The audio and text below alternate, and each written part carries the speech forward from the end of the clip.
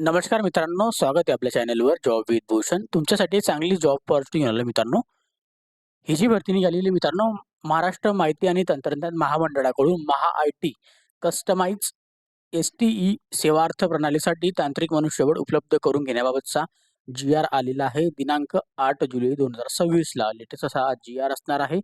याच्यामध्ये कशा पद्धतीने हे पद भरले जाणार आहे, पगार काय असणार आहे, अप्लाय कसं करायचं आहे, अशी संपूर्ण माहिती तुम्हाला मी ह्या व्हिडिओमध्ये देणार आहे.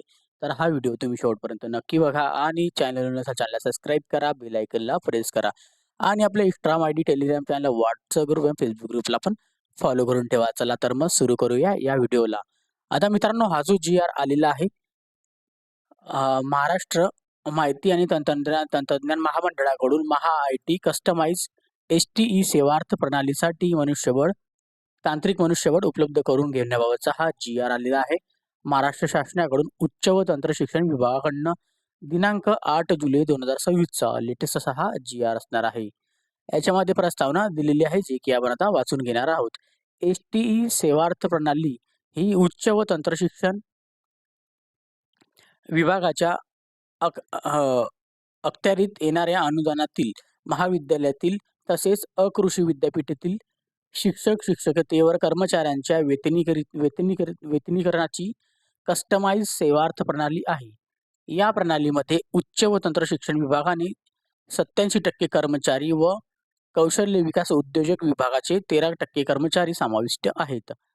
आता यामध्ये त्यांनी दिलेलं आहे की वित्त विभागाच्या निर्देशनानुसार एस-टी सेवार्थ प्रणालीचे विकसन आणि देखभाल करण्याची जबाबदारी महा-आय-टी यांच्याकडे देण्यात आलेली आहे. या प्रणालीच्या विकसन आणि देखभालाचे काम उपरोक्त संदर्भातील क्रमांक 2 च्या शासन निर्णयामध्ये महा-आय-टी यांच्याकडे 1/4/2025 ते दिनांक 31/3/2026 या कालावधीकरिता देण्यात आलेला होता. सदर आदेशाचा कालावधी दिनांक 31/3/2026 रोजी संपुष्टात आला आहे. तसेच संदर्भातील क्रमांक 3 येथील शासन निर्णयामध्ये ऑनलाईन निवृत्ती वेतन प्रणालीसाठी 1/3/2025 ते दिनांक 28/2/2026 या कालावधीत मनुष्यबळ उपलब्ध करण्यास मान्यता देण्यात आलेली होती. त्याच्यामध्ये आता सदर मुदत दिनांक 28/2/2026 मध्ये संपुष्टात आलेली आहे. एस-टी सेवार्थ प्रणाली विकसन व देखभालाचे काम यापुढे कार्यान्वित ठेवण्यासाठी आगामी कालावधीकरिता देखील महा-आय-टी यांच्याकडे सोपवण्याची बाब शासनाच्या विचारधारणात होती. आता याच्यामध्ये दिलेला आहे शासन निर्णय. एस-टी सेवार्थ प्रणालीचे विकसन आणि देखभाल करण्याकरिता इलेक्ट्रॉनिक्स, माहिती आणि तंत्रज्ञान व कृषी कृत्रिम बुद्धिमत्ता विभागाच्या अधिपत्याखालील महाराष्ट्र माहिती तंत्रज्ञान महामंडळ मर्यादित महा-आय-टी यांच्याकडून उच्च व तंत्र शिक्षण विभागाकरिता स्वतंत्र स्वतंत्र एक सिनियर सॉफ्टवेअर डेव्हलपर व 7 विभागातून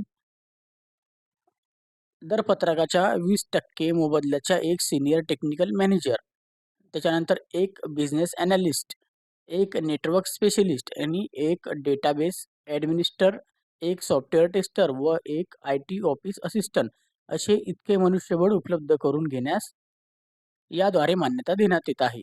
आता याच्यामध्ये कोणते कोणते पद दिलेलं आहे? एक पद आहे सिनियर टेक्निकल मॅनेजरचं, एक पद आहे बिझनेस ॲनालिस्टचं, एक पद आहे नेटवर्क स्पेशलिस्टचं, एक पद आहे डेटाबेस ॲडमिनिस्ट्रेटरचं, एक पद आहे सॉफ्टवेअर टेस्टरचं आणि एक पद आहे महा-आय-टीची. म्हणजे असे 7 विभागासाठी 1, 2, 3, 4, 5, 6 आणि 7 पदं भरण्यात येणार आहे, असं इथं सांगण्यात आलेलं आहे. ओके.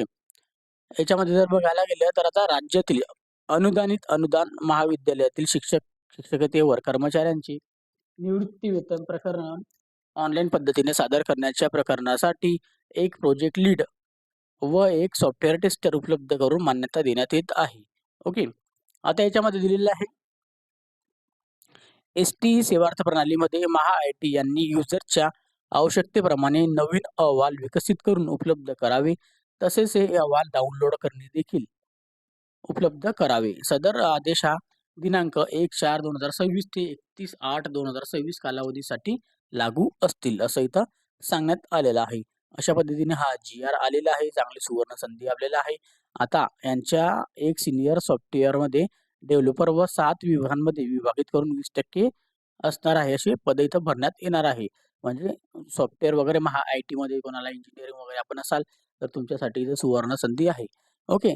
तर आता तुम्ही म्हणाल, "सर अप्लाय कसं करायचं आहे?" अप्लाय करण्यासाठी आपल्याला स्वतः काय करायचं आहे, ही जी भरती आहे, गटांतरी भरती आहे. ओके. आता महाराष्ट्र माहिती तंत्रज्ञान आय-टीकडे आपल्याला स्वतः जायचं आहे या विभागामध्ये आणि आपल्याला तिथूनच आपल्याला ही भरती भरली जाणार आहे. आपण स्वतः जाऊन तिथे भेटा आणि तिथूनच आपण अप्लाय करून घ्या. तिथूनच आपली सिलेक्शन केलं जाणार आहे मित्रांनो. ओके. कोणालाही या व्हिडिओ रिलेटेड काही डाऊट असेल, तुम्ही मला कमेंट बॉक्समध्ये कमेंट्स करा किंवा Instagram, Facebookला मेसेज करा. त्याची लिंक तुम्हाला डिस्क्रिप्शन बॉक्समध्ये मिळून जाईल. पी-डी-एफ फाईल तुम्हाला डाउनलोड करायचा असेल, तर मी Telegram चॅनल, WhatsApp ग्रुपला पी-डी-एफ फाईल शेअर करून देईन. तिथून जाऊन तुम्ही डाउनलोड पण करू शकतात. ओके. तर व्हिडिओ आवडला असेल लाईक करा, जास्तीत जास्त मित्रांना शेअर करा आणि चॅनलला सबस्क्राईब करा, बेल आयकनला प्रेस करा. डेली तुमच्यासाठी नवीन-नवीन जॉब अपॉर्च्युनिटीज असतो. अशाच नवीन-नवीन जॉब अपॉर्च्युनिटीसाठी आपण भेटूया आता नेक्स्ट व्हिडिओमध्ये. तोपर्यंत जय हिंद मित्रांनो. Thank you.